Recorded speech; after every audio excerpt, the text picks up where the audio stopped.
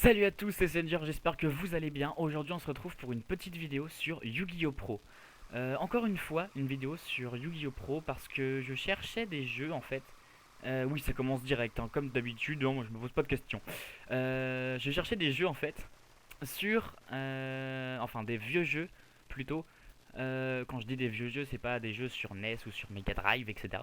Hein, je vais pas retourner là-dedans, hein, il y a certains trucs qui me font très peur.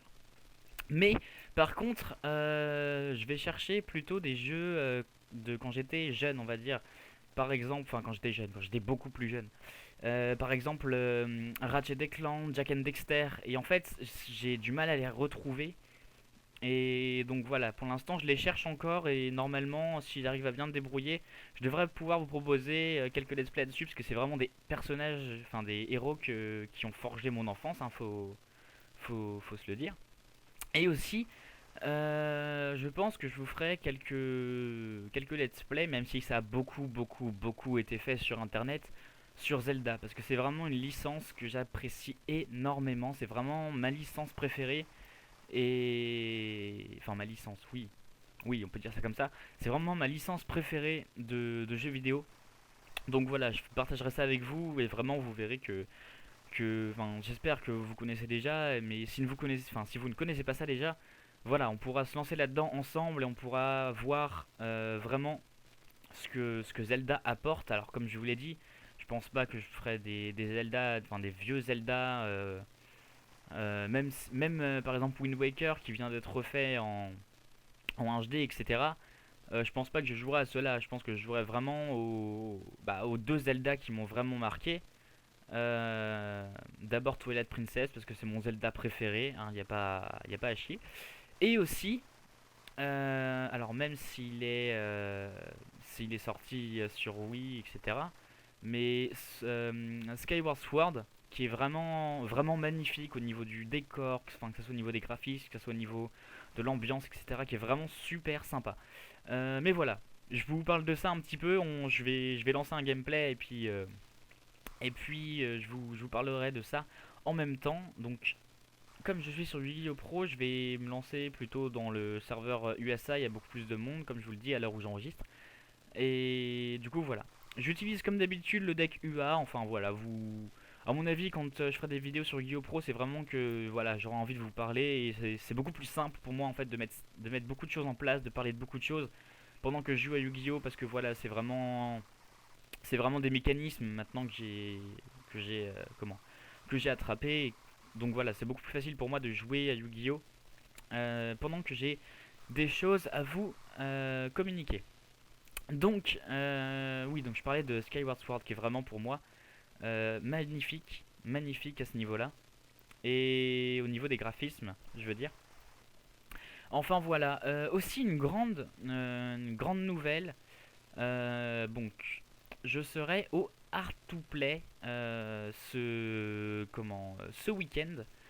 Je pense que enfin, je ferai sûrement beaucoup de prises, de prises de photos, de vidéos, etc.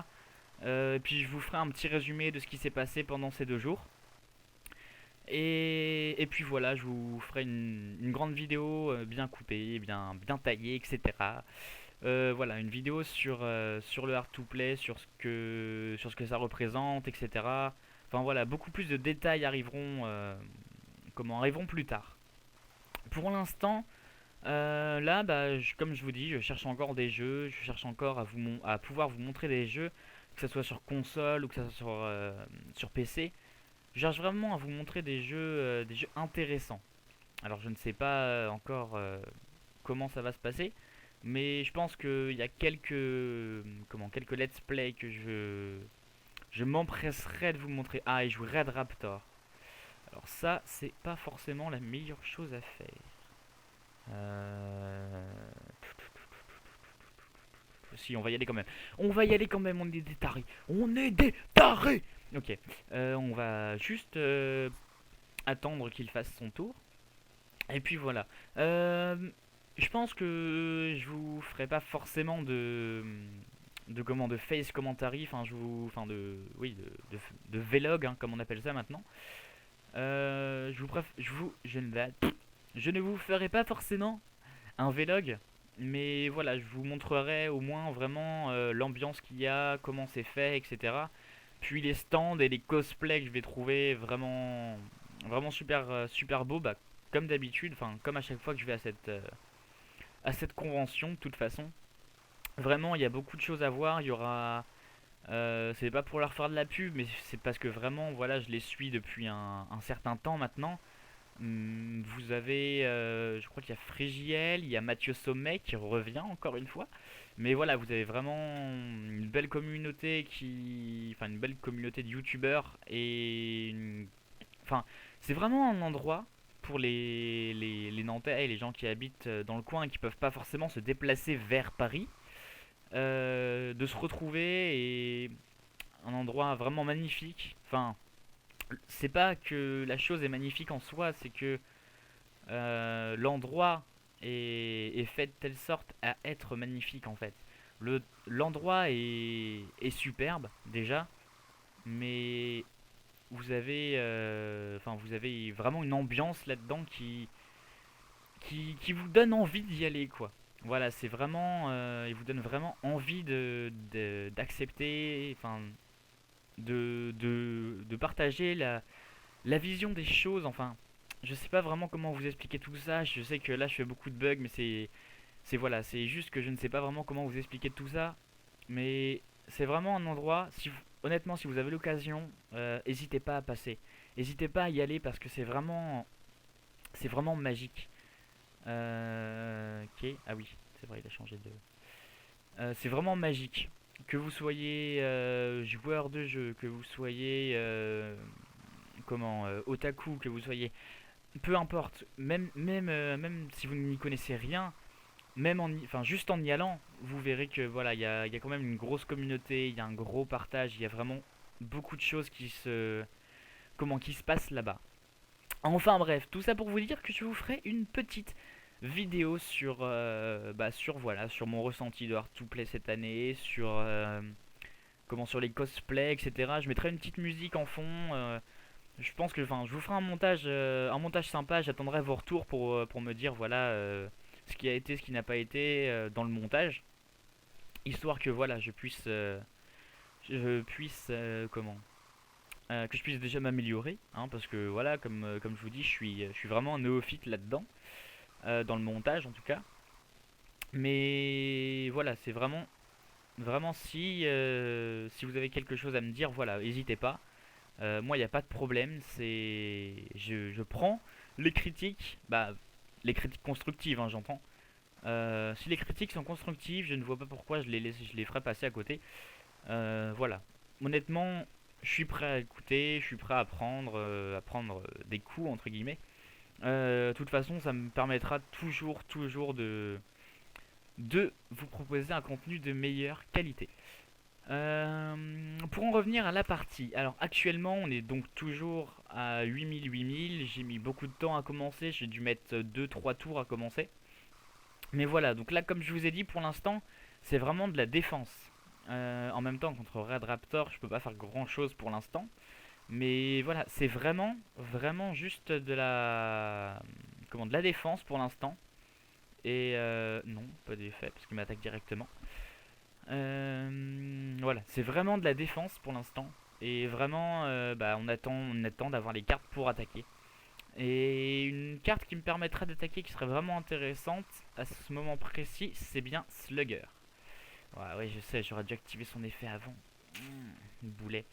Non, mais de toute façon, si j'avais activé son effet sur lui, il aurait ciblé Blockbacker. Mais que voulais-je dire?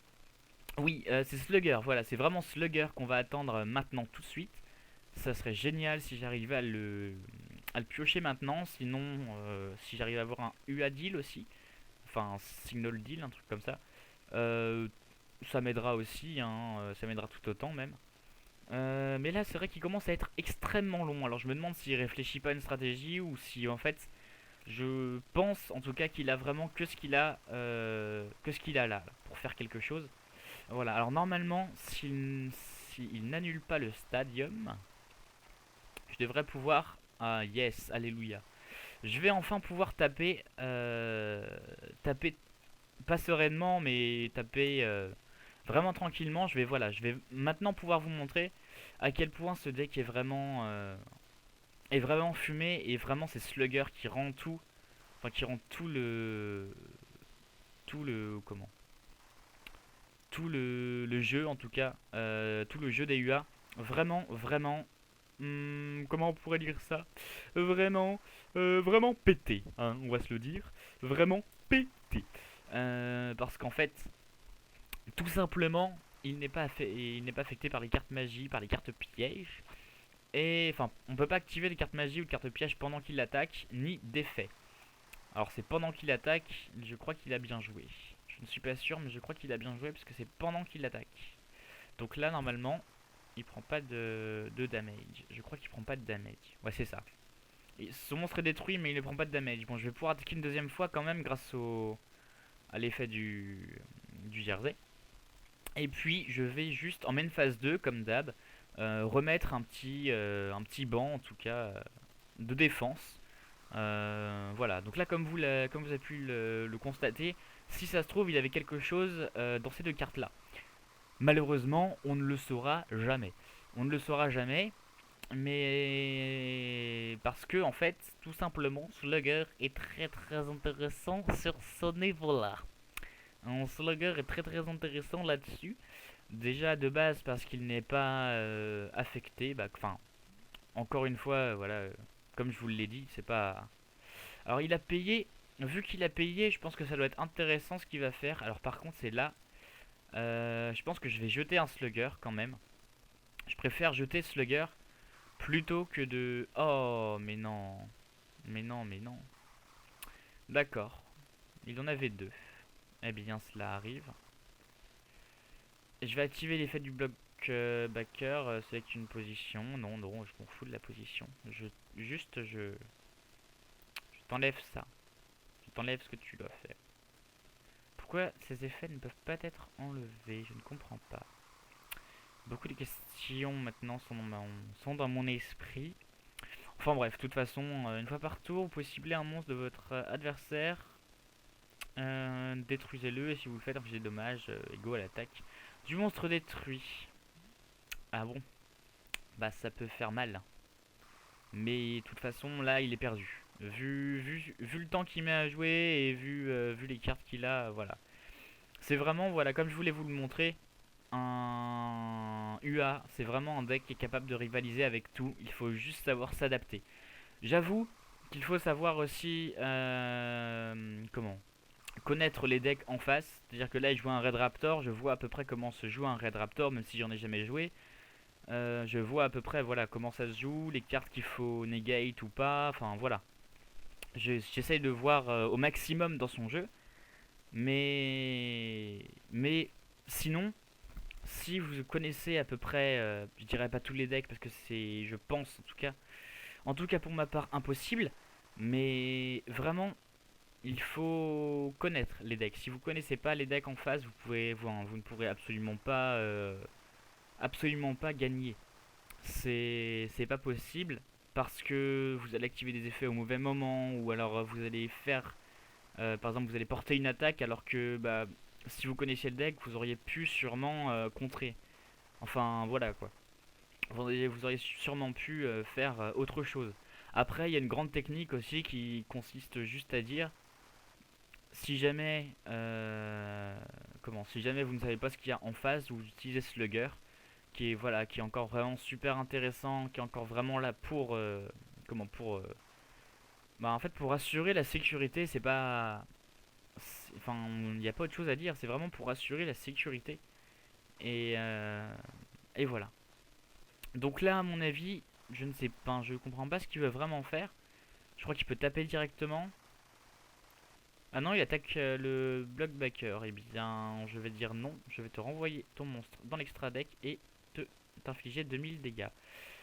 Bon bah voilà, j'espère vraiment que ce duel vous aura plu. C'est pas vraiment non plus un duel vraiment excessif, vraiment magique, mais c'était surtout voilà pour vous partager un petit peu un petit peu ce que j'allais faire et ce pourquoi voilà pour l'instant je restais sur du Yu-Gi-Oh.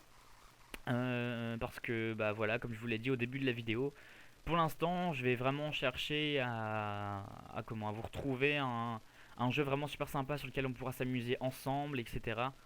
Peut-être pas forcément en ligne, mais je suivrai vos indications si vous me laissez en commentaire, etc. Enfin, je lis vos commentaires. De toute façon, quoi qu'il arrive, je lirai vos commentaires. Que vous soyez enfin que vous soyez du coup que vous soyez seul, ou que vous soyez 10, 20, j'espère un jour beaucoup plus. Je lirai toujours les commentaires et vraiment, je ferai vraiment toujours attention à ça. Que ce soit au niveau des critiques, si elles sont constructives, bien sûr, j'entends. Ou que ça soit au niveau motivation. De toute façon, ça fait toujours plaisir de voir qu'il y a des personnes qui commandent votre travail, que ce soit en bien ou en mal tant que c'est constructif, hein, je le répète encore une fois. Mais voilà, ça fait vraiment du bien de voir que des personnes vous rendent l'appareil en tout cas. Bon bah pour ma part, je vais vous laisser. Je vous souhaite plein de bonheur. J'espère que cette vidéo vous aura plu. N'hésitez pas à suivre ma page Facebook sur laquelle je vais poster beaucoup de trucs pendant l'Art to Play. Et à vous abonner si cette vidéo vous a plu. N'hésitez pas surtout à liker cette vidéo. J'espère que tout se passera bien pour vous. Plein de bisous, plein de bisous, plein de bisous. Ciao ciao les gens.